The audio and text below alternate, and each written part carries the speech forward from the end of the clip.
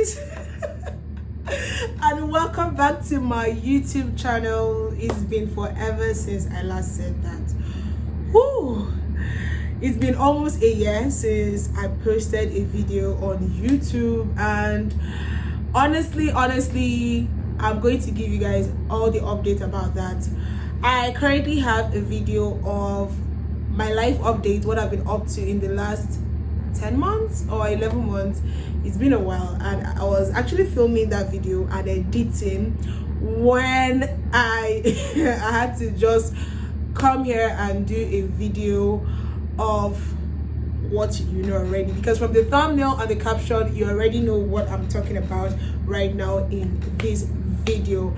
But before I get right into it, please don't forget to like and subscribe. Ejo, I promise to be more regular. I fixed some of the issues that I had and I'm fully back to YouTube.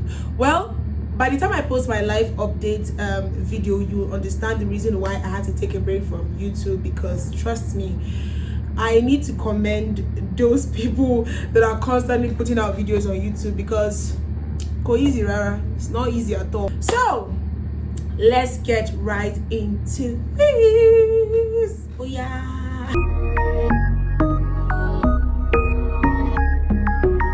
So guys, I will be talking about the movie Bloodsisters that just dropped on Netflix. In fact, it is Netflix first Nigerian original TV series. I don't know if I said that right. The movie Bloodsisters had an amazing cast. I give it to them. It had Ndima Okoje in it. It had Nancy Sime, Gabriela Folaya, Kate Henshaw, DME the actor. In fact, quite a number of A-list actors were in that movie. Let's say TV series Bloodsisters.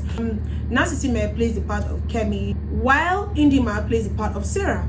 It's a story of a wedding that goes wrong when Kemi tries to defend her friend Sarah from being killed and ends up killing her fiancé, who was abusing Sarah, and tried to kill her. Does that even make sense? The best friends were on the run. So basically the movie was about them running for their lives somehow. So moving on to the positives of this series, the Nigerian culture, it was on a 100.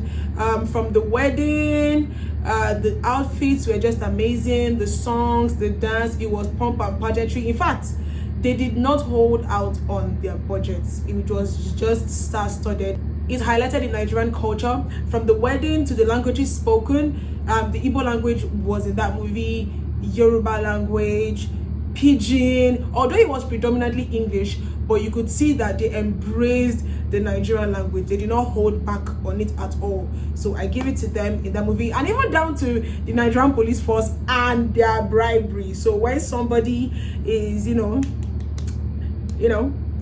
that when they give them small ijakuje like this, whatever you say is law and order. So it's really depicted it in a 100% scale. I appreciate them for that. They did not hold back in showing all of that. And also, let's talk about the chemistry between Ndima and Nancy. That's Kemi and Sarah. It was amazing, which is not surprising because they are friends in real life. I follow Nancy, I follow Ndima. They are literally always together. They have dinner together, they work out together. So putting both of them in a movie series was just like, you know what, let's do this. So the friendship was there. You could see their chemistry, you could see the dialogue. It was flowing, it was good. I appreciate them for that. So moving on, like generally I think the acting was quite commendable. Gabriela Folaya did it, and his wife, they were busy doing 15 shades of grey, 100 shades of grey, whatever they were doing there. They did it well. You understand? Quite a number of acting that were good, very good. DME, you guys should give DME his flowers. DME is a prolific actor. I don't know if it's just me or if he's underrated, but give DME his flowers. And yeah, Toke Makinwa wasn't that bad, even though I was like half of the time, but she wasn't that bad. She was good. Even down to Wofai. Wofai did a good job. So yeah, the acting was stellar. To an extent, I think it's an authentic storyline. I haven't watched it elsewhere. Maybe if you've seen it elsewhere, you can correct me if I'm wrong. I stand to be corrected, but I think it's an authentic and original storyline, if you ask me. So I really didn't know what to expect, but it wasn't bad. The storyline was authentic and it was original. Thank you. So now here we get to the good parts. Now we get to the good part of this movie, the plot holes. I know some people will come for me, but I'm sorry. I drank bitters. I drank wickedness before coming here.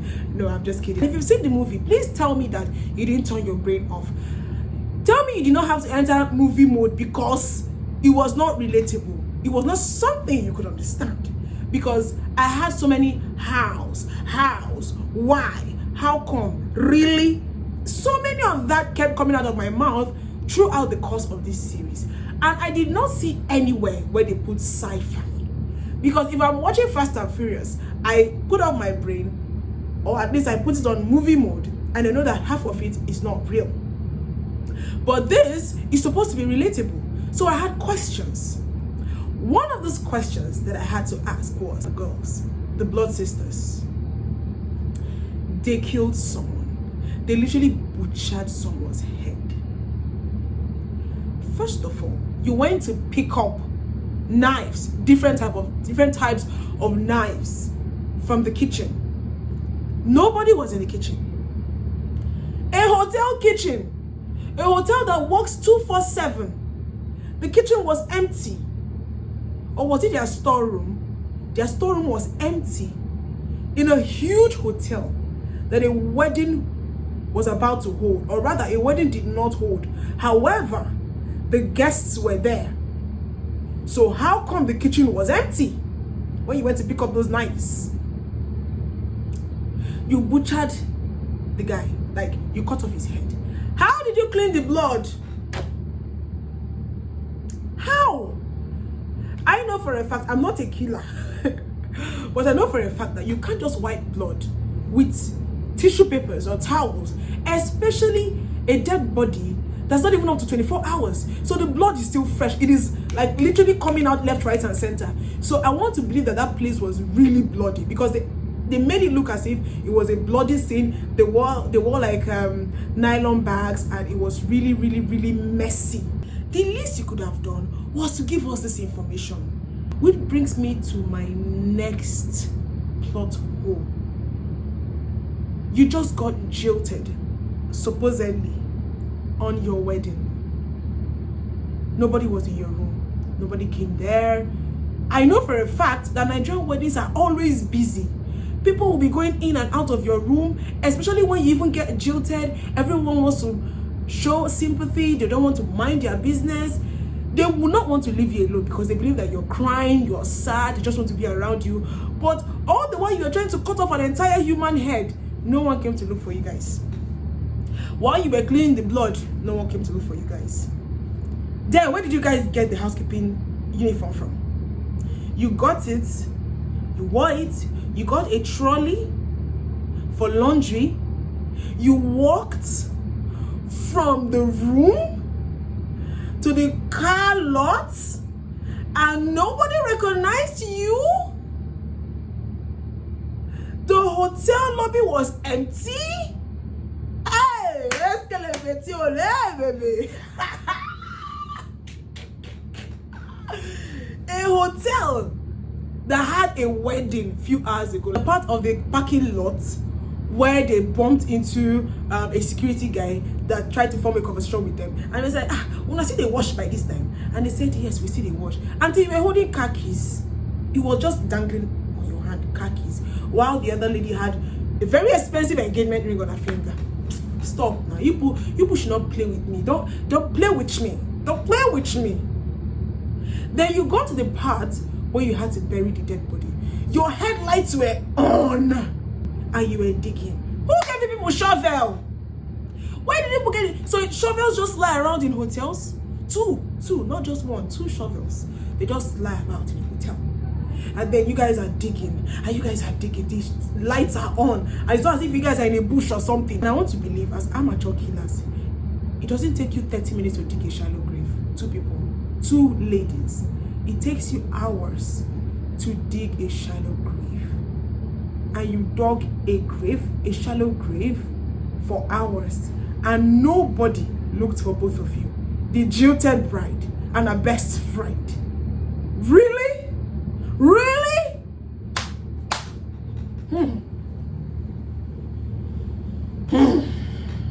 Okay, continue. So this part is not actually a plot hole, it's more like something hilarious.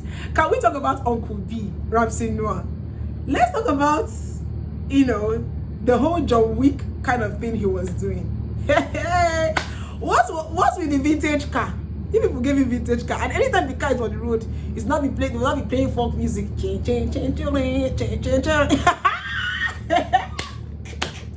Una not go kill me for this Nollywood. Also, who runs to their grandmother's place when they are on the run? Until you are on the run. So why are you running to your grandmother's place? That's the first place. Your relatives are the first people that they will look out for. Anyway, you guys are amateurs, so let's just leave it. Well, this is not actually a problem for me, because once the budget is right, you want to pack everybody that is in Hollywood inside the movie. They just wanted to put everybody inside the movie. All those one scene inside that you now put somebody like Zakoji, someone like Derele, Tony Abraham, Joke Silva. One scene. You just pack all these people and put inside. Really? As I said, if the budget is right, if you like, you can put Queen Elizabeth inside. It's not even concern me. But all in all, it was a good watch, but they could have done better. Considering it was the first Nigerian original Netflix series, so they could have done better. As I said earlier, if you want to watch it, turn your brain off. It was an American storyline in a Nigerian movie, and I'll tell you, it's progress. We are doing well. As I said, the storyline was quite authentic, was original. I don't think I've seen a lot of it there. If you ask me to rate this movie from 1 to 10, I'll give it a 6 over 10. And it's basically because of the acting, the cinematography. Well, I had a little problem with the cinematography. There were some scenes where it was shaking. Just like when Kola's best friend was talking to someone, and the next thing the camera was just doing like this. So to an extent, they had a little bit of problem with zooming in and out, and just capturing those scenes. But it was altogether good. I'm just being overly critical right now, but it was good. It wasn't bad.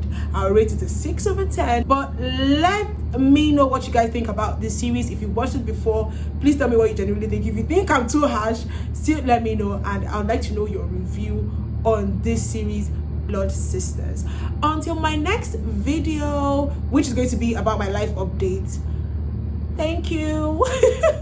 Don't forget to like, subscribe, and also share my videos. Give it a thumbs up. Please give it a thumbs up. Biko no. A thumbs up will go a long way, so that to show that this ministry can continue. So in my next video, bye.